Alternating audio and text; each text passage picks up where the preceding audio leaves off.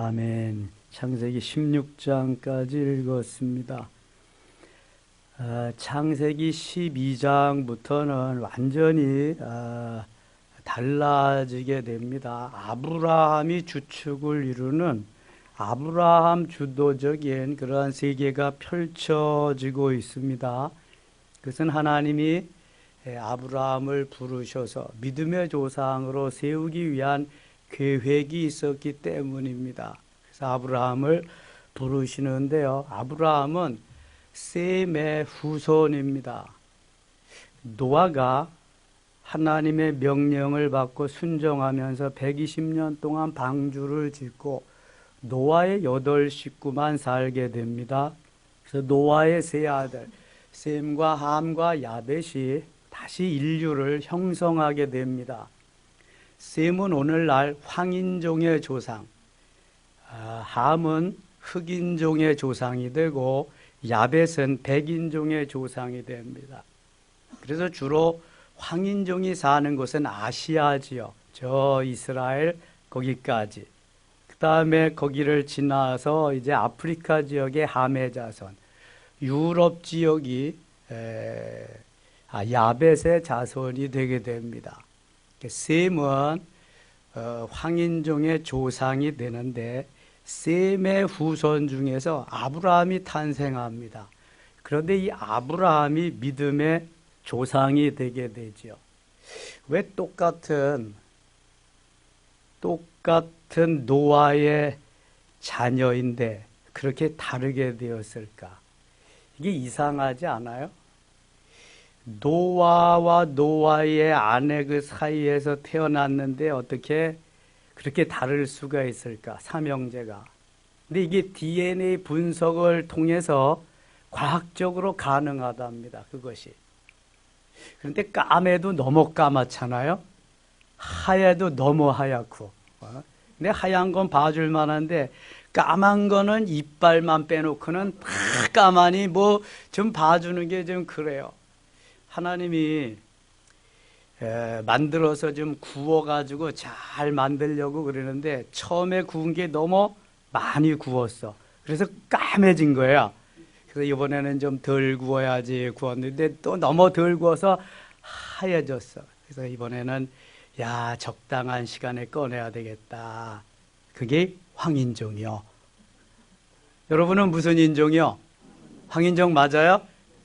그래서 이게 우리가 제일 우월한 민족, 우월한 종족이죠.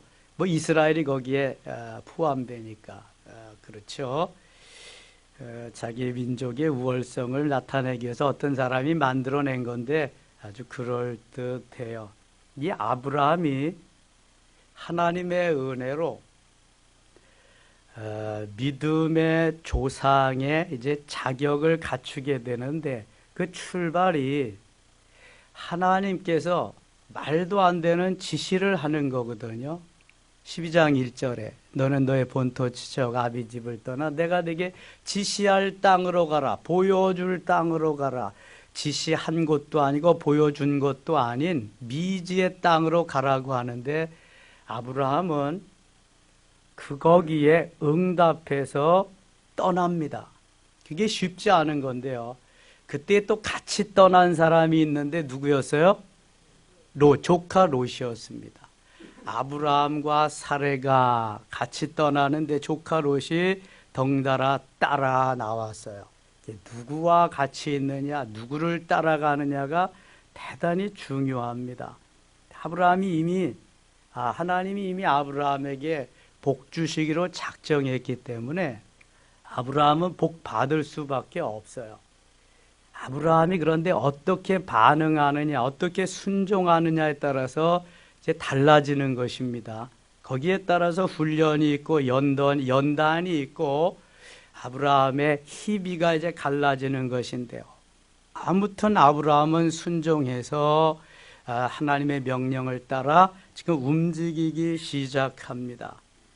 하나님이 아브라함에게 복을 주셨어요. 많은 은혜를 주십니다. 13장 가겠습니다. 아브라함이 애굽에서 그와 그의 아내와 모든 소유와 롯과 함께 네겝으로 올라가니 그러면 혹시 나라가 제일 먼저 형성된 나라가, 국가가 어느 나라일 것 같아요? 어느 나라가 제일 먼저 생겼을 것 같아요? 어느 나라가? 자, 여기 아브라함이 애굽으로 떠날 때에 이미 애굽은 이 국가가 어느 정도 형성된 그러한 상태에서 많은 오밀조밀한 국가, 더 완전한 국가가 만들어질 때에는 요셉이 종으로 팔려갔을 때, 그때 이미 애굽은 바로 왕이 나라를 다스리고 있었어요. 그러니까 애굽은 엄청나게 빨리 나라를 형성한 나라였다. 이 박물관을 가보면은요, 애굽의 박물관을 가보면은 정말 오래된 것들은 거기에 다 있습니다. 얼마나 오래된 국가인지를 알 수가 있어요. 에집트, 애굽. 여기도 보면 아브라함이 애굽에서 그와 그의 아내와 모든 소유와 롯과 함께 네겝으로 네겝은 남방입니다. 전에 성경은 남방으로 했는데 좀 더 그 뜻을 정확하게 하기 위해서 네겝으로 그냥 놔두었습니다. 창세기 방주를 만들 때 창세기 6장 14절 보면 거기 너는 고페르로 나무로 너를 위하여 방주를 만들되, 여기 고페르는 무슨 나무라 그랬어요? 잣나무.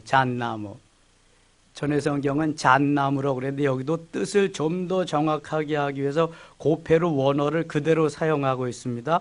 13장에도 네겝이라고 하는 남방 네겝으로 표현하고 있습니다. 남쪽으로 가는 거예요. 아브라함에게 가축과 은과 금이 풍부하였더라. 호를 단신 떠났는데 하나님 말씀 순종하면서 떠났더니 그동안에 하나님께서 많은 가축을 주셨어요. 은과 금을 많게 하셨어요. 그가 네겝에서부터 남방에서부터 길을 떠나 베델에 이르니 베델과 아이 사이고 전에 장막 쳤던 곳에 이르니, 4절 같이 읽을게요. 그가 처음으로 제단을 쌓은 곳이라. 그가 거기서 여호와의 이름을 불렀더라. 아멘. 그가 처음으로 제단을 쌓은 곳이라. 제단을 쌓는다는 것은 오늘날 뭐 했다는 거예요? 예배했다는 거예요. 예배 드렸다는 거예요. 아브라함은 가는 곳마다 예배를 드립니다. 그 아들 이삭이 이것을 보고 자랐기 때문에 이삭도 제단을 쌓게 됩니다. 예배를 드린다. 가는 곳마다 먼저 예배를 드린다. 이건 얼마나 중요한 건지 몰라요. 내가 먼저 하나님의 살아계심을 인정하고 하나님이 나를 도와주실 것을 원하는 그러한 예배, 제단을 먼저 쌓았다. 하나님 얼마나 기뻐하시겠어요. 아브라함의 일행 롯도 양과 소와 장막이 있으므로 그 땅이 그들이 동거하기에 넉넉하지 못하였으니 이는 그들의 소유가 많아 동거할 수 없었습니다. 아니, 얼마나 많은 가축을 주고 얼마나 많은 하인들을 주셨길래 동거하기에 적당치가 않다. 동거할 수가 없었다. 한번 상상을 해봐야 됩니다. 지금 한 지붕 두 가족이 살고 있어요. 아브라함과 롯, 삼촌과 조카, 작은아버지와 조카. 롯은 작은아버지, 삼촌 아브라함을 무조건 따라 나왔는데 그 따라 나온 게 어떻게 된 거예요? 잘 된 거예요? 잘 안 된 거예요? 너무 잘 됐어요. 삼촌 덕분에 롯도 부자가 됐어요. 떼부자가 됐습니다. 그래서 도저히 이제는 두 가족이 한 지붕 밑에서는 살 수 없게 되었어요. 그래서 분가를 하게 됩니다. 7절. 그러므로 아브라함의 가축의 목자와 롯의 가축의 목자가 서로 다투고 또 가나안 사람과 브리스 사람도 그 땅에 거주하였는지라. 하인들이, 목자들이, 양과 다른 가축을 치는 목자들이 서로 다투는 거예요. 이게 내 거니 하면서 도저히 같이 살 수가 없다 그거죠. 아브라함이 롯에게 이르되 우리는 한 친족이라 나나 너나 내 목자나 내 목자나 서로 다투게 하지 말자. 가정이 복잡하면은 분가를 시켜야 됩니다. 롯도 이제 뭐 장성한 사람이니까. 제가 저희 집에 막내거든요. 우리 그 큰 형님이 제가 초등학교 2학년 때 결혼을 했어요. 그리고 저희 형수님이어서 볼 때는 뭐 어린애지요. 이게 시동생이라고. 그래서 제가 거기서 한 집에서 살았는데 또 조금 지나니까 둘째 형님이 결혼을 하는 거예요. 야, 이거 안방은 맏형님이 차지하고 건너방은 둘째 형님이 차지하고 그 다음에 저희 누님이 있는데 누님하고 저하고 저희 부모님하고는 사랑방에서 그렇게 산 적이 있어요. 참 이게 얼마나 그러니까 힘들었겠어요. 그게 그 시골에 못 사는 집의 전형적인 거죠. 예? 이 분가를 시켜야 되는데 분가시킬 만한 이 재력이 없는 거야. 이게 뭐 밥 한 그릇 가지고 끓여서 뭐 그냥 한 10식구, 열몇몇 식구가 그 먹어야 되니까 이게 뭐 보통 일이 아니죠. 근데 야, 분가시키고 나니까 너무 좋더라고. 건너방이 내 방이 되는 거야, 이제. 예. 누님 방 되다가 시집가고 내 방이 되니까 너무 좋더라고요, 그게. 아무튼 복잡한 데서 아브라함과 롯의 가정이 같이 살았는데 이제는 더 이상 다툼이 일어나고 이권이 개입이 되니까 이권이 개입되는 데는요 이게 그 분쟁이 일어나서 살기가 어렵습니다. 어느 단체나 어느 모임이나 어느 가정이든지 이 이권이 개입되면은요 평탄치가 않습니다. 이게 형님 먼저 아우 먼저 이러면 얼마나 좋아요. 우리 저기 그 초등학교 때에 그런 게 나오잖아요. 낯가리가 이제 쭉 추수를 해가지고 곡식단을 달 밝은 밤에 보니까 내 형님하고 아우가 있는데 형님 낯가리가 많아지는 거야. 그러니까 아우가 갔다가 저다가 놓여. 형님이 다시 저다가 아우의 낯가리에 놓고 형님 먼저 아우 먼저. 요즘 그런 거 있을까요? 몰래 빼다가 내 거에 채워넣지 않으면 다행이지. 참 그런 거 찾아보기 쉽지 않습니다. 요즘은 이게 점점 더 그렇죠. 이게 이권이 개입돼서 그렇습니다. 그거만 없으면 괜찮아. 그거만 없으면. 자, 9절 보세요. 9절 같이 읽겠습니다. 내 앞에 온 땅이 있지 아니하냐? 나를 떠나가라. 내가 좌하면 너는 우하고 네가 우하면 나는 좌하리라. 아브라함이 참 큰 사람이에요. 아브라함이 참 멋있는 사람입니다. 왜냐하면 윗사람인데 야 너는 내 덕에 나 따라와서 부자가 됐으니까 나는 여기 살 테니까 너는 내가 원하는데 어디든지 택해서 가라. 그럴 수 있잖아요. 어른이니까. 그리고 아브라함 주도적으로 이제 와서 했으니까. 근데 아브라함은 자기의 권리를 포기합니다. 내려놓습니다. 그리고 조카 롯에게 선택권을 줍니다. 내가 좌하면 나는 우하겠다. 내가 우하면 나는 좌하겠다. 내가 어디로 선택하든지 너 좋은 것을 선택해서 가라. 그럼 나는 내가 가지 않는 반대 방향으로 가겠다. 이렇게 말했으면은 조카 롯이 뭐라고 그래야 돼요? 여러분이 롯이라 그러면 어떻게 하겠어요? 여러분이 롯이라 그러면은 야 정말 좋은 분이네. 그러면 뭐 아주 그냥 엄청나네. 삼촌 먼저 선택하세요. 저야 뭐 아무데나 가도 이거 다 공짜로 얻은 건데요. 감지덕지죠. 이러면 싸가지가 있는 거예요. 꽤 괜찮은 거야 이 사람은. 어디 가든지 복 받을 만한 사람이야. 근데 이 롯을 보니까 어떻게 그래요? 어떻게? 롯이 야 얼씨구나 좋다 지화자 땡이라구나 야 기회다 찬스다. 그래서 딱 소돔과 고모라를 선택하는 거야. 10절 보세요. 이에 롯이 눈을 들어 요단 지역을 바라본즉 소알까지 온 땅에 물이 넉넉하니 여호와께서 소돔과 고모라를 멸하시기 전이었으므로 여호와의 동산 같고 애굽 땅과 같았더라. 다른 이런 방구하지도 않아요. 기다렸다는 듯이 요단 들을 바라보는 거예요. 요단 쪽을 바라보는 거야. 작은아버지 먼저 선택하세요. 저는 다 공짜로 얻은 거잖아요. 저는 거저 얻은 거잖아요. 지금 작은아버지 마음대로 선택하세요. 이랬으면 얼마나 좋겠어요. 너무너무 그래도 아브라함은 큰 사람이니까 네가 먼저 해.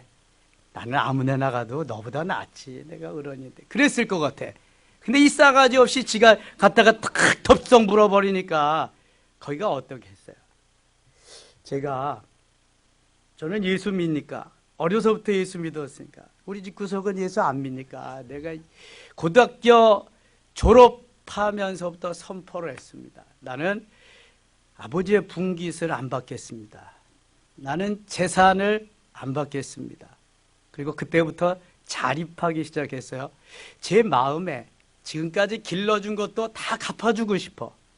내가 예수 믿고 신앙생활 하다가 보니까 그까짓가 아무것도 아닌 것 같아요.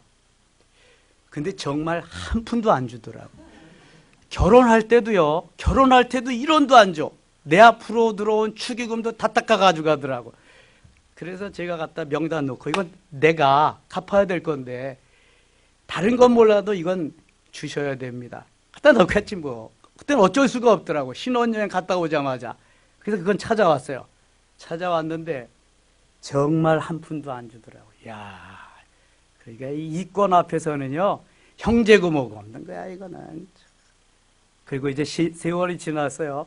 개척을 하고 정말 어려울 때인데 그때 조카들 앞으로 유산 상속을 한다고 도장을 받으러 왔더라고. 조카들 앞으로 해주겠다고. 아니 우선 유산 상속을 아들 삼형제 딸 둘 아들 삼형제 앞으로 일단 해놓고 그 다음에 조카에게 해줘야 될 거 아니야. 물어보지도 않고 와서 조카에게 유산 상속을 해줘야 된다. 도장 받으러 왔더라. 만일 와서 이거 조카를 보내든지 누가 이거 삼촌 몫이에요. 이거 작은아버지 몫이에요. 주면 나는 이미 안 받는다고 약속했으니까 야 나는 안 받겠다고 약속했으니까 갖다가 아버지 드려라. 내가 어떻게 하든지. 그랬을 텐데 분명히 그랬을 거야 내가. 이게 뭐 치사하게 그거 내가 한 말에 두 말 하겠어요 한 입으로. 그런데 딱 조카들 저기 해준다 도장 받으러 왔더라. 그때 너무 힘들 때인데 우리 집사람이 막 안 된다는 거야 이거는. 못 해준다는 거야. 그래서 해줘라 이거. 내가 이미 약속한 거다. 다 포기했어요. 속은 시원하지만 아이고 밉상머리 싶더라고 괜히. 아니 와서 그 한마디만 하면은 그래도 사람이 괜찮을 텐데. 그래서 야 예수 안 믿는 것들은 다 저렇구나. 이게 뭐 형제고 뭐고 이게 뭐 다 그렇구나. 이게 아무리 거지 같아도 그래도 예수 믿는 사람이 난 거야. 이게 예수 믿는 사람이 잘 못 믿고 개떡같이 믿어도 그래도 난 거야. 이게 말 한마디라도 씀씀이라도 그렇고. 지금 롯 생각하니까 그 생각이 나네요. 그 생각. 저희 어머니가 세간 날 때 딱 솥단지 하나, 밥그릇, 국그릇 2벌씩, 쌀 5대, 한 말. 그렇게 그게 전부야. 그게 전부. 아무튼 제가 세간 날 때 방 얻은 것도 제가 다 하고 결혼식 할 때도 제가 다 빚내서 다 하고 정말 한 푼도 안 보태줬어. 정말. 그러니까 우리 아버지가 무능한 거지. 내가 오늘 아침에도 얘기했지만 무능한 거지. 내가 어떻게 저렇게 무능할 수가 있는가. 아니 학생 때도 잘할 때도 그랬으면 그래 다 자라서 결혼할 때는 신경을 좀 써줘야 되지 않냐 이게. 근데 제가 자라나고 보니까요 불쌍한 거지 이제 다. 저렇게 살다가 뭐 믿음도 없이 가면 지옥에 가면 다 뭐하나. 근데 저희 아버지는 간신히 이제 돌아가실 때 부끄러운 구원받고 돌아가셨고 뭐 저희 어머니는 그 전에 믿다가 돌아가셨고, 형제들도 이제 다 믿는데, 그 맏형님은 우리 아버지 유전자를 너무 빼닮아가지고 이걸 너무 잘해. 이거 얼마나 잘하는지 몰라. 그리고 제사 드리는 거, 그거 또 그 많은 이씨, 전주 이씨 그 가문에 많은 사람들이 있으니까 왕따 당하고 그럴까봐. 근데 지금은 다 흩어져서 그런 것도 없는데, 그럴 리도 없는데 아직도 그러고 있어요. 불쌍히 여기는 거지, 불쌍히. 우리가 미워하면 안 되고요. 불쌍히 여겨야 돼. 기도하면서 불쌍히 여겨.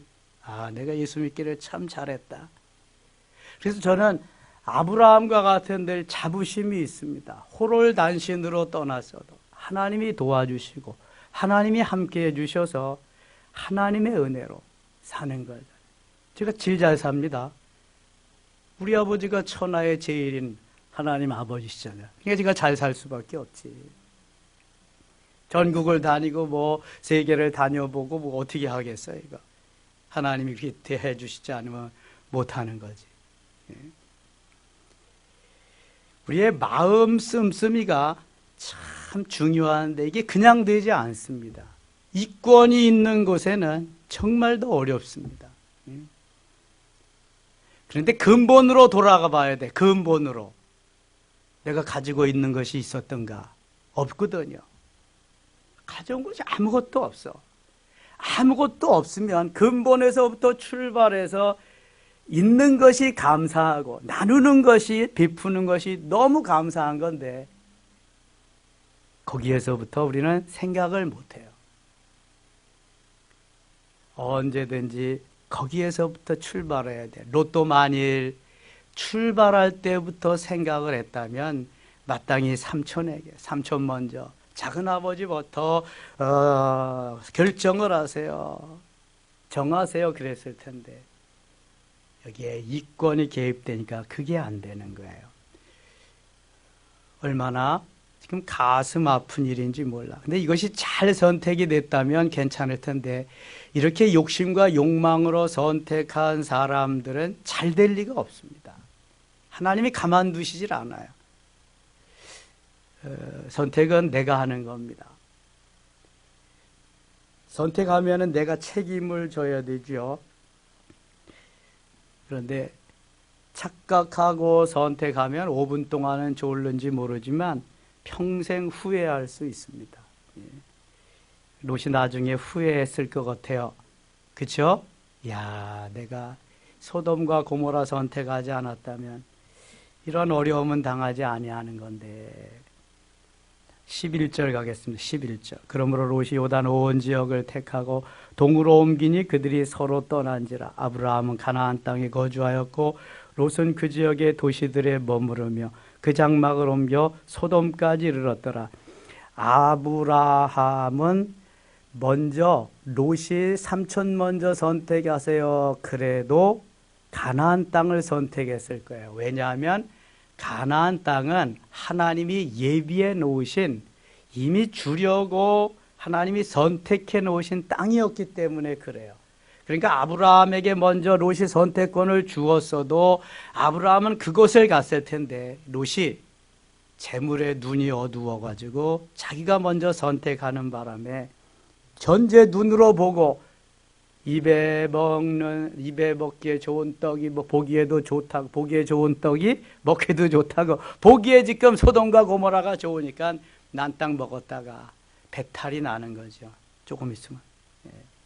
18장에 가면 나죠. 위에 소돔 지역은 여호와 앞에 악하며 큰 죄인이었더라. 13절이 이게 아주 롯에게는 치명적이죠. 소돔 사람은 여호와 앞에 악하며 큰 죄인이었더라. 18절 가겠습니다. 이에 아브라함이 장막을 옮겨 헤브론에 있는 마므레 상수리 수풀에 이르러 거주하며 거기서 여호와를 위하여 제단을 쌓았더라. 또 제단을 쌓아요. 롯은 제단을 쌓았다는 말이 없어요. 롯은 기도했다는 말이 없어요. 참 이상하죠. 아브라함은요 가는 곳마다 제단을 쌓고요 기도하는 삶을 사는데 롯은 그런 게 전혀 없습니다. 이게 다른 거예요. 하나님의 사람과 하나님께서 함께하는 사람, 복받는 사람과 그렇지 않는 사람. 14장 갑니다. 이 롯이 많은 재물과 함께 하인들과 함께 이제 그 당시에 연합군들에게 침략을 당합니다. 11절 봅니다. 네 왕이 소돔과 고모라의 모든 재물과 양식을 다 빼앗아가고 소돔에 거주하는 아브라함의 조카 롯도 사로잡고 그 재물까지 노략하여 갔더라. 소돔에서 너무 좋아서 행복해 하면서 그렇게 하는데 여기에 부족 국가들이 네 국가가 연합을 해가지고 쳐들어왔어요. 소돔과 고모라. 그래가지고 다 빼앗아 갑니다. 또 인질로 사로잡아가고 재물까지도 다 빼앗아 갑니다. 그래서 참 아브라함이 큰 사람이라는 건 여기서 볼 수 있어요. 웬만하면 그래, 내가 그럴 줄 알았다. 내가 어른인데 나한테 양보도 먼저 안 하고 네가 먼저 좋은 땅이라고 가더니 그래, 내가 그럴 줄 알았다. 그리고 가만히 있으면 끝이죠. 근데 아브라함이 왜 큰 사람이냐?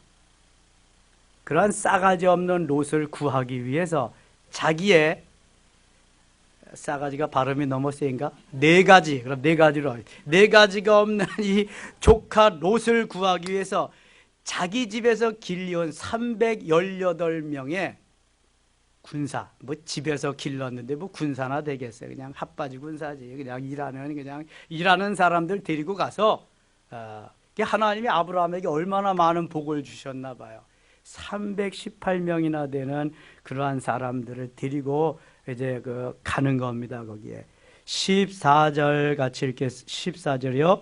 아브라함이 그의 조카가 사로잡혔음을 듣고 집에서 길리고 훈련된 자 318명을 거느리고 단까지 돌아 쫓아가서 그냥 내버려 두면 끝나는 거야. 그럼 아이고 눈에 나지도 않고 이제는 잘 됐다 그럴 텐데 자기를 따라와서 자기와 함께 살고 그래도 피부친데 아브라함이 불쌍히 여겨서 자기 집에 있는 318명을 데리고 쳐들어갑니다. 네 4개국의 연합군들을 쳐부수고 다시 롯의 가정과 가족들과 재물을 다 찾아오는데요. 저는 이 말씀을 쭉 묵상하면서 아브라함이 뭐 싸움을 잘해서 그랬을까? 우리 아브라함이 무슨 싸움해본 경험이 있습니까? 그의 하인들이 싸움을 잘해서 그랬을까? 이거 순전히 누가 하신 거예요? 하나님이 하신 거예요. 하나님이. 아브라함의 넓은 마음, 아브라함의 사람됨, 아브라함의 됨됨이를 하나님이 보시고 하나님이 하신 거예요. 하나님이. 여러분 성경은 다 하나님이 하신 역사지 뭘 잘해서 뭐 사람이 어떻게 해서 이런 게 아닙니다. 그냥 말도 안 되는 일을 막 되게 하시는 거야. 엄청난 그러한 일들을. 이게 하나님의 역사거든요. 야, 하나님이 멋있게 하시는 모습을 보게 됩니다. 자, 아브라함이 왜 그럴 만한가 보세요. 14절, 17절부터 봅니다. 아브라함이 그들 15절 한번 봐요. 그와 그의 가신들이 나뉘어 밤에 그들을 쳐부수고 담에서 긴편 호박까지 쫓아가 모든 빼앗겼던 재물과 자기의 조카 롯과 그의 재물과 또 부녀와 친척을 다 찾아왔더라. 모두 빼앗겼던 거 다 다시 찾아왔어요. 찾아왔을 뿐만 아니라 거기에 있는 것까지 그 사람들이 가지고 있는 것까지도 다 빼앗아 왔죠. 17절 아브라함이 그돌라오멜과 그와 함께한 왕들을 쳐부수고 돌아올 때에 쳐부수고 들어왔다. 소돔 왕이 사의 골짜기 곧 왕의 골짜기로 나와 그를 영접하였고 이 승전가를 부르니까 그 오는 도중에 소돔 왕이 와서 아브라함을 영접하는 거예요. 야, 하나님이 이렇게 높여주시는. 살렘 왕 멜기세덱이 떡과 포도주를 가지고 나왔으니 그는 지극히 높으신 하나님의 제사장이었더라. 이게 히브리서에서 나오죠. 멜기세덱이라고. 이름도 없고 족보도 없고 뭐 어제 난 날도 없고 떠난 날도 없고 이러한 멜기세덱. 하나님을 상징하는 거예요. 예수 그리스도를 상징하는 거예요. 멜기세덱. 16절 다시 한번 같이 읽겠습니다. 살렘왕 멜기세덱이 떡과 18절 같이 읽어요. 살렘왕 멜기세덱이 떡과 포도주를 가지고 나왔으니 그는 지극히 높으신 하나님의 제사장이었더라. 19절 그가 아브라함에게 축복하여 이르되 천지의 주제이시여 지극히 높으신 하나님이여 아브라함에게 복을 주옵소서. 족보도 이름도 언제 왔는지도 모르는 이 살렘왕 멜기세덱이 아브라함에게 축복을 했다. 복을 빌었다. 20절 같이 읽어요. 너희 대적을 네 손에 붙이신 지극히 높으신 하나님을 찬송할지로다 하며 아브라함이 그 얻은 것에서 10분의 1을 멜기세덱에게 주었더라. 아멘. 11조의 효시가 바로 아브라함에서부터 나옵니다. 하나님이 아브라함에게 11조라고 말씀하셨어요? 안 하셨어요? 한 번도 하신 적이 없어요. 11조라는 말이 여기까지 나오지도 않습니다. 그런데 아브라함이 왜 멋있냐? 왜 큰 자고 왜 복받을 만한 사람이냐? 하나님이 말씀도 해주지 않았어요. 하라고 하나님이 지시한 적도 없어요. 그럼에도 불구하고 멜기세덱이 살렘 왕으로 장차 오실 메시아를 예표하는 그러한 제사장이므로 아브라함이 깨닫기를 내가 이분께 11조를 드려야 된다고 하는 이러한 강력한 메시지를 성령의 감동을 아브라함에게 주신 거예요. 아브라함이 하나님이 말씀하시지도 않은 11조를 그때 멜기세덱에게 드립니다. 저는 이 말씀을 묵상하면서 대단한 분이다 정말 아브라함은. 하나님이 아브라함에게 복을 안 주실 수가 없어. 말씀도 안 하신 걸 깨우쳐서 미리 척척척척 할 수 있다? 선견지명이라기보다는 이거는 성령이 역사하신 거예요. 근데 한번 생각해 보세요. 여기에서부터 시작해서 이제 창세기 28장에 가면 야곱이 서원을 합니다. 11조 드리겠다고 출애굽기에서 계속 말씀하시고 쭉 가다가 말라기에서는 복을 내리지 않나 시험해봐라 이렇게까지 말씀하시고 계속 하신대. 그래도 못 드리는 사람은 뭐냐고. 그럼 생각을 한번 해보세요. 아브라함은 말씀도 하지 않았는데도 스스로 해서 11조를 드리는데 계속해서 말씀하시고 너희들이 한번 시험해보라까지 말씀하시는데도 제대로 못 드리는 사람은 뭐냐고요. 복 받을 수 있겠어요, 여러분? 저는 지금 복 받는 비결을, 아브라함이 복 받은 비결을 말씀드리는 거예요. 얼마나 멋있냐고요. 우리가 신앙생활을 하면서 내게 깨우쳐 주시고 감동시키는 것, 이건 큰 은혜입니다. 엄청난 은혜입니다. 영적으로 이런 거 하나만 깨달으면요 정말 날아갈 것 같습니다. 근데 하나님이 이미 말씀하시고 복 주시는 방법을 제시하고 가르쳐 주셨는데도 이걸 제대로 못한다? 아이고 바보죠, 바보. 이건 바보예요. 이건 등신이요. 이거는. 복 받을 수 있는 그러한 기회를 놓치는 거예요. 이거는 놓치는 거예요. 다시 원점으로 돌아갑니다. 우리가 이 땅에 아무것도 가져온 게 없어요. 생명도 주님의 것이고 모든 것을 다 주님이 주셨어요. 지금 내게 주신 게 너무 많아. 주님이 다 주신 거예요. 생명 거둬가면 끝이야. 아브라함은 그래서 너무 감사하잖아요. 다 빼앗긴 거 하나님 은혜로 다 같이 다시 찾아오게 하고 거기에 있는 것도 빼앗아 올 수 있게 하는, 이게 감사하다. 이게 다 하나님의 것인데 열애 하나는 드려야 되겠다. 이게 하나님의 은혜잖아요. 하나님의 은혜. 여러분, 아브라함도 실수를 많이 합니다. 조금 있으면 또 실수하게 돼. 16장에 가면은. 그럼에도 불구하고 하나님이 아브라함을 붙잡으시고 아브라함에게 복을 주시며 복의 근원이 되게 하시고 메시아의 조상으로 아브라함과 다윗의 자손 예수 그리스도의 계보라 아브라함을 제일 첫 번에 올려놓는 것은 바로 이러한 귀한 믿음의 소유자이기 때문에 그래요. 하나님의 은혜로 살려고 그가 애썼기, 몸부림쳤기 때문에. 아브라함 다음에 나오는 사람이 다윗입니다. 아브라함과 다윗의 자손 예수 그리스도의 계보라. 왜 그랬을까요? 다윗도 허물이 많아요. 다윗도 범죄한 사람, 큰 죄를 진 사람. 그러나 다윗은 너무너무 하나님을 사랑해요. 하나님 중심, 말씀 중심, 성전 중심의 삶. 아브라함 못지아니한 하나님을 사랑합니다. 그래서 다 제쳐놓고 아브라함, 그 다음에 다윗을 세워서 메시아의 계보를 잇게 하는 거예요. 이거 하나만 깨달아도요, 우리는 정말 감사하며 감격하며 살아야 돼. 하나님 자녀된 것이, 내가 오늘 이 자리에 나와서 예배 드릴 수 있는 것이, 아브라함이 가는 곳마다 제단을 쌓았잖아요. 얼마나 귀한 건지 몰라요. 15장 가겠습니다. 15장. 이후에 여호와의 말씀이 환상 중에 아브라함에게, 지금까지는 아브라함입니다. 아브라함에게 임하여 이르시되, 아브라함아 두려워하지 말라. 나는 네 방패여 너의 지극히 큰 상급이니라. 하나님이 아브라함의 반응, 아브라함의 이렇게 기뻐하시는 드림을 통해서 금방 반응하시는 거 보세요. 여호와의 말씀이 환상 중에 아브라함에게 임하여 이르시되, 아브라함아 두려워하지 말라. 너는 내 방패여, 나는 내 방패여 너의 지극히 큰 상급이니라. 하나님이 아브라함의 방패가 되어주시겠대요. 걱정하지 말라는 거예요. 대적 다 막아주시겠다는 거예요. 지극히 큰 상급이니라. 상급 걱정하지 마라. 아니, 하나님이 말씀하시지도 않은 거 깨우쳐서 미리 척척하니까 얼마나.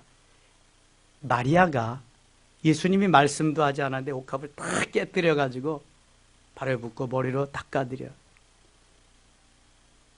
예수님이 얼마나 기뻐하시고 감격해. 300데나리온에 팔아서 가난한 사람에게 나누어 주라. 그거는 도둑이니까, 가룟 유다니까 자기가 착복하려고 그랬던 거고, 예수님은 나의 장례를 미리 준비한 거다. 엄청나게 칭찬. 복음이 전파되는 것마다 이 여인의 행한 일이 전해지리라. 할렐루야.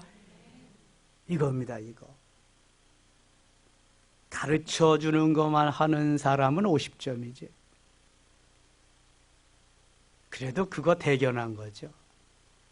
가르치지 않은 것까지도 깨달아서 할 수 있다면 100점이지. 그거는 하나님 엄청 사랑하시는 거죠. 가르쳐 주는 것도 다 못하는 사람이 많잖아요. 60점은 돼야 발악을 안 하는데 60점이 돼야지 권총 안 차잖아. 예? 권총 차는 게 뭔지 알죠? F학점. 60점은 다 받아야 되는데, 하나님이 아브라함을 이렇게 사랑하시고 복 주시기를 원하신다는 2절. 아브라함이 이르되 주 여호와여 무엇을 내게 주시려 하나이까. 나는 자식이 없사오니 나의 상속자는 이 다메섹 사람 엘리에셀이니이다. 아브라함은 하나님이 하늘의 별과 같이 바다의 모래알과 같이 이미 주시기로 작정된 것을 아브라함은 다 기억 속에 사라지고 없습니다. 나는 엘리에셀이라고 한 종이 있으니 이것으로 내 상속자가 되기를 원합니다. 그러는 거예요. 3절. 아브라함이 또 이르되 주께서 내게 씨를 주지 아니하셨으니 내 집에서 길린 자가 내 상속자가 될 것이니다. 나에게 씨를 주지 않았으니까 이 종 엘리에셀이 상속자가 될 겁니다. 그래. 4절 같이 읽어요. 여호와의 말씀이 그에게 임하여 이르시되 그 사람이 네 상속자가 아니라 네 몸에서 날 자가 네 상속자가 되리라 하시고. 아멘. 그 사람은 상속자가 아니야. 내 몸에서 상속자가 날 거다. 이때 아브라함은 아이고 하나님 농담도 뭐 진하게 하시네. 내가 지금 뭐 할아버지가 됐는데 무슨 내가 그랬을 거예요. 그런데 그 의심이 그저 들락말락할 때 하나님이 아브라함을 데리고 나가십니다. 5절. 이를 이끌고 밖으로 나가 이르시되 하늘을 우러러 무뼈를 셀 수 있나 보라. 또 그에게 이르시되 내 자손이 이와 같으리라. 내 자손이 이와 같으리라. 실제적으로 별들을 보여주면서 내 자손이 이와 같으리라. 아브라함에게 쫙 인식을 각인을 시키는 거예요. 6절. 아브라함이 여호와를 믿으니 여호와께서 이를 그의 의로 여기시고. 이건 대단히 중요한 말씀입니다, 여러분. 창세기 15장 6절. 아브라함이 여호와를 믿으니 여호와께서 이를 그의 의로 여기시고. 아브라함이 누구를 믿어요? 누구를 믿어요? 여호와, 하나님을 믿었어요.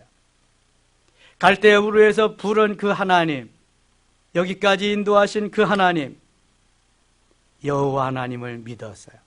여기 여호와 하나님을 믿은 것은 창조주 하나님, 지금도 살아 역사하시는 전능하신 하나님, 나의 모든 것 되시는 하나님, 말씀만 하시면 모든 것이 다 이루어지시는 그 하나님을 지금 아브라함이 믿게 된 거예요. 이것은 무슨 추상적인 게 아니다. 이것은 말로만이 아니다. 이건 진짜다, 이거는. 이게 믿음이거든요, 믿음. 그럼 믿어야 돼. 믿어야 역사가 일어나지, 믿지 아니하면 역사가 일어나지 않습니다. 아브라함이 여호와를 믿으니 여호와께서, 아브라함이 믿으니까 하나님께서 이를 그의 의로 여기셨다. 의롭게 여기셨다. 오직 의인은 뭘로 살아요? 믿음으로 사는 거예요. 믿으니까 의로 여기시는 거야. 의인은 믿음으로 사는 거예요. 그래서 믿음이 없으면 죄를 할 수가 없어요. 믿음이 있는 자가 죄를 하는 것이고 은혜 받은 자가 하는 거예요. 믿음을 가져야 은혜를 받을 수 있어요. 믿음의 그릇이 얼마나 크냐에 따라서 은혜가 거기에 담겨지는 거란 말이죠. 내가 큰 믿음을 갖고 싶어서 갖는 것도 아니에요. 하나님이 그러한 믿음의 그릇을 주셔야 되고요. 그러한 믿음의 그릇을 내가 하나님께서 주시는데 거기에 그것을 잘 간직하고 반응하고 관리해 나가야 돼요. 믿음의 그릇. 믿음의 그릇이 컵만 하면 요거밖에 받을 수가 없는 거예요. 은혜의 그릇도 마찬가지고요. 하나님은 주실 것을 쌓아놓고 기다리시는 분이에요. 다만 우리에게 받을 그릇이 준비되지 못해서 그런 거죠. 아브라함은 하나님이 부르시고요, 그에게 큰 은혜를 주시려고, 아니 아브라함이 받지 않으려고 해도, 갖지 않으려고 해도 하나님은 가지라고 받으라고 하나님 막 이르시는 분이에요. 그래서 불러내시잖아요. 여기도 아니라고 그러니까 아니야, 아닌 게 아니라 기야. 그래서 하늘 별들을 가서 봐라, 이렇게 될 거다. 그러면 하나님이 사랑하는 자는 이런 거예요. 어떤 사람은 가지려고 되려고 해도 안 돼, 그게. 근데 될 사람은 하나님이 막 주시는 거예요. 그냥 되게 하시는 거예요. 이게 사랑하는 자잖아요. 하나님 사랑하는 자. 그 뜻대로 부르심을 입은 자들. 하나님이 사랑하시는 자가 되시기를 바랍니다. 다 사랑하죠. 하나님 다 사랑해요. 다 사랑하는데 어떻게 반응하느냐에 따라서 다르잖아요. 지금 아브라함이 반응한 걸 처음 해보자고요. 창세기 12장 1절. 너는 너의 본토 친척 아비 집을 떠나. 그때는 떠날 시기가 아니라니까요. 환경도 아니고요. 사람이 얼마 살지 않던 시절이야. 그리고 목적지도 정해지지 않은 어디에 가야 되는지도 모르는. 근데 하나님의 말씀만 믿고 떠났다. 일가 친척 아비 집을 떠났다. 이거는요 엄청난 겁니다. 하나님이 보실 때는 세상 다 줘도 되는 거예요. 이거는. 그러니 아브라함에게 복을 안 주시겠어요? 여러분, 우리가 말씀이 떨어질 때 내 머리로 계산하면 안 돼요. 이거는 마귀가 시키는 거예요. 마귀가. 하나님의 말씀은요 내 머리로 계산해서 되는 게 아니에요. 이거는요, 이건 믿음으로 반응해서 믿음으로 아멘, 네 맞습니다, 맞고요, 이것밖에 없지. 내 머리로 벌써 계산한다는 건 이건 다 사단이 역사하는 거예요. 믿음의 그릇 없어요, 여러분. 무슨 믿음의 그릇이에요? 야, 정신 차려야지. 정신 차려야 계산하잖아. 그땐 정신 안 차려도 돼. 주님이 주시는데 그냥 아멘하고 반응만 하면 되지 정신 차릴 시간이 아니라고. 아브라함은 계산 안 했어요. 하나님 말씀을 아멘 하고 떠나는 것. 그러니까 하나님 너무 좋아하시는 거지. 그렇다고 아브라함이 바보가 아니거든요. 그게 근데 아브라함이 이제 제사를 드리는데요. 새는 쪼개지 않고 드렸어요. 10절 보세요. 아브라함이 그 모든 것을 가져다가 그 중간을 쪼개고 그 쪼갠 것을 마주대어 놓고 그 새는 쪼개지 아니하였으며 올케가 그 사체 위에 내릴 때에는 아브라함이 쫓았더라. 해질 때 아브라함이 깊은 잠이 임하고 큰 흑암과 두려움이 그에게 임하였더니 여호와께서 아브라함에게 이르시되 너는 반드시 알라 네 자손이 이방에서 객이 되어 그들을 섬기겠고 그들은 400년 동안 네 자손을 괴롭히리니. 아니 다 잘했는데 새만 쪼개지 않고 제사를 드렸다고 그것 때문에 저 애굽에 가서 400년 동안 종살이를 하리라. 참 하나님이요 엄격하시고 무서울 때는 엄청나게 무섭습니다. 그렇게 훈련을 시켜요. 아브라함의 요 실수 하나 때문에. 14절 그들이 섬기는 나라를 내가 징벌할지며 그 외에는 네 자손이 큰 재물을 이끌고 나오리라. 400년 동안 가서 살다가 종살이 하다가 다시 큰 재물을 가지고 나오리라. 이미 다 하나님이고 디자인해 놓으신 거야. 그 순서대로 순리대로 애굽으로 이제 누구 때에 애굽으로 들어가죠? 누구 때에? 요셉의 때에.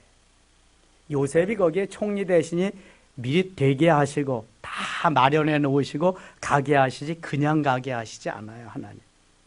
16장 가겠습니다. 아브라함의 사례는 사라가 아니라 사라일 때까지 출산하지 못하였고 그에게 한 여종이 있으니 애굽 사람이여 이름은 하갈이라. 사례가 출산하지 못했다는 것은 누구에게 문제가 있는 거예요? 사례에게 문제가 있을 수도 있고 아브라함에게 문제가 있을 수도 있고 둘 다 문제가 있을 수도 있고요. 그렇죠? 그러니까 출산하지 못하는 거예요. 한 명만 문제가 있어서 출산이 안 돼요. 2명 다 문제가 있으면 다 안 되고요. 그러나 하나님은 창조주시거든요. 그 안 되는 걸 되게 하시는 분이 하나님이세요. 자, 다시 보세요. 아브라함의 사례는 출산하지 못하였고 그에게 한 여종이 있으니 애굽 사람이요 이름은 하갈이라. 사례가 아브라함에게 이르되 여호와께서 내 출산을 허락하지 아니하셨으니 원하건대 내 여종에게 들어가라. 내가 혹 그로 말미암아 자녀를 얻을까 하노라 하매 아브라함이 사례의 말을 들으니라. 사례가 대를 이어야 되는데 아직 자기는 여인의 여자의 구실을 못하고 남편도 보니까 남편도 마찬가지 그렇고 그런데 남편은 가능성이 있어 보이니까 이 사례가 자기의 여종 하갈을 합방을 시키는 거야 아브라함에게. 그럼 아브라함은 뭐라고 그래야 돼? 당신 미쳤어? 아니 하나님이 우리에게 하늘의 별과 같이 준다 그랬는데 아니 당신이 낳아야지. 당신이 걱정하지 마라. 조금만 기다려. 당신이 낳을 거야. 이래야 믿음의 조상 자격이 있는 거지. 얼씨구나 좋다 땡이라구나 그냥 합방해 버렸네. 이게 남자들을 믿지 마세요. 예. 아담도 봐. 아담도 뼈 중에 뼈요 살 중에 살이라고 너무너무 좋아하더니 따먹었다. 너 누가 그랬냐? 아니 누가 달라 그랬어요. 당신이 나에게 준 여자 저 여자가 나한테 먹으라 그래서 제가 먹었잖아요. 그리잖아요. 남자를 믿으면 안 돼. 하나님을 믿어. 어제 아멘 하는 거 봐. 하나님을 믿고 그래도 남편을 믿어야지. 남자는 믿지 말되 남편은 믿어야지. 자, 3절 갑니다. 3절 아브라함이 아내 사레가 그 여종 애굽 사람 하갈을 데려다가 그 남편 아브라함에게 첩으로 준 때는 아브라함이 가나안 땅에 거주한 지 10년 후였더라. 75세에 갈대아 우르를 떠났어요. 그 다음에 10년 지나면 몇 살이에요? 85세에 합방을 합니다. 몇 세에 그러면은 날까요? 86세에 낳게 되죠. 4절 갑니다. 아브라함이 하갈과 동침하였더니 하갈이 임신하며 그가 자기의 임신함을 알고 그의 여주인을 멸시한지라. 참 이게 하갈도 지혜가 없어요. 하갈이 만일 지혜가 있었다면 아이고 이거 형님 은혜로 내가 주인님 은혜로 내가 이게 아들을 낳았으니까 이 아들 내 아들이라 하지 않고 형님 아들로 하면 좋겠습니다. 그리고 형님 아우 이렇게 하면서 하면은 얼마나 좋겠어요.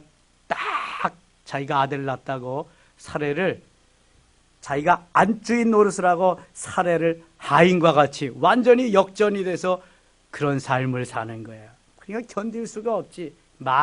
마치 한나와 분인나와 같은 거예요.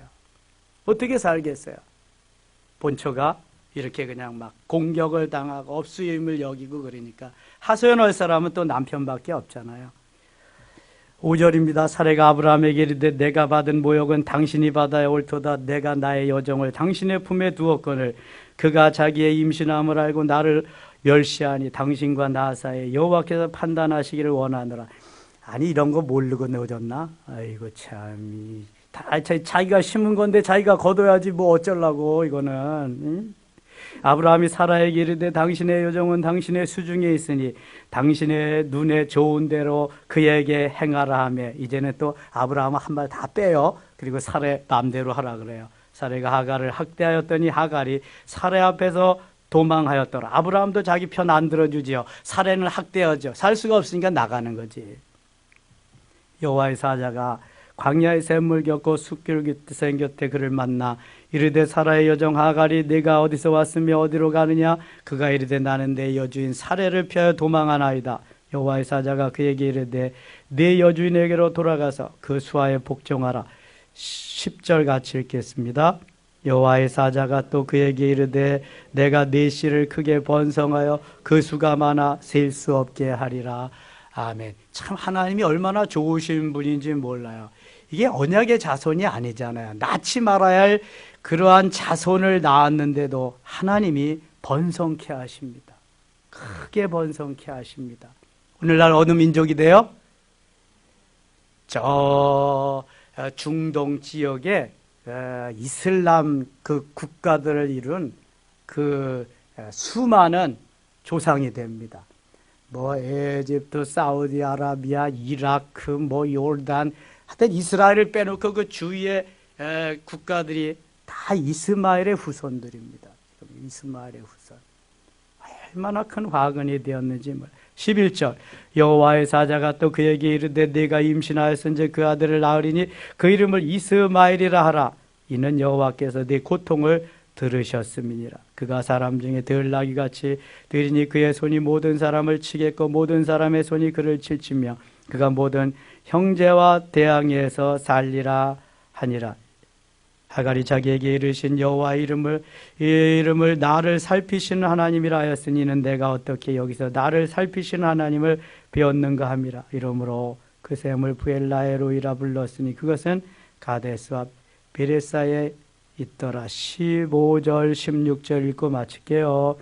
하갈이 아브라함의 아들을 낳으며 아브라함의 하갈이 낳은 그 아들을 이름하여 이스마엘이라 하였더라. 하갈이 아브라함에게 이스라엘을 낳았을 때 아브라함이 86세였더라.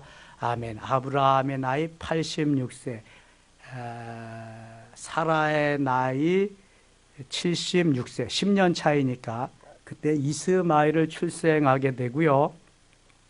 이스마엘을 출생한 지 14년이 지나서 아브라함의 나이 100세 때 사라의 나이 90세 때에 하나님의 언약의 아들 누구죠? 누구? 이삭을 출산하게 됩니다. 하나님은 인간이 실수했어도 인간이 잘못했어도요. 하나님께서 너무 책망하지 않으시고 복 주시는 모습을 보는데 이미 하나님은 아브라함에게 복 주시기로 작정하셨기 때문에 그런 거예요. 그럼 우리는 막 살아도 되네? 그러면 돼요? 안 되죠. 그러면 안 돼요. 사도 바울이 이렇게 말합니다. 죄가 많은 것에 은혜가 넘치도다. 그렇다고 내가 죄를 범할 수 있겠느냐? 그럴 수 없느니라 그럽니다. 그래서 어떻게든지 말씀 따라 살려고 애써야 되고요. 잘못한 건 회개해야 되고요. 하나님은 택한 백성을 어떻게든지 잘 되게 하시는 분이지 해코지 하시려고 망하게 하시려고 하는 분은 아니다. 오늘도 우리가 실수하는 장면을 보면서 이걸 깨닫게 됩니다. 사람이 실수했을지라도 하나님은 잘 되게 하기를 원하시는 분이다. 그분이 우리의 좋으신 하나님 아버지, 내 육신의 아버지보다도 더 복 주시기를 원하고 잘 되시기를 원하시는 그 하나님이신 줄 믿습니다. 이 새해에 이러한 은혜가 차고 넘칠 수 있기를 축원합니다. 기도합시다. 아버지 하나님 고맙습니다. 새해 첫 금요 영성 기도의 날입니다. 아브라함의 믿음을 주시옵소서. 하나님이 원하시는 아름다운 믿음의 사람, 믿음의 조상이 되게 하여 주시옵소서. 계산하지 말게 하시고, 새해는요 그저 아멘하고 야곱으로 살지 말고 이스라엘로 살게 해 주시옵소서. 사울로 살지 말고 바울로 살게 하시옵소서. 오순절 사건 이전에 살지 말고 오순절 사건 이후로 살게 하소서. 그래서 하나님을 기쁘시게 해드리며 하나님만 바라보며 하나님만 의지하며 하나님만 소망하며 하나님만 늘 앙망하며 승리의 삶을 살게 하여 주옵소서. 이 시간 기도할 때 응답하시고 우리의 마음에 기쁨과 감사와 평화가 넘치게 하여 주시옵소서. 예수님의 이름으로 기도드리옵나이다. 아멘.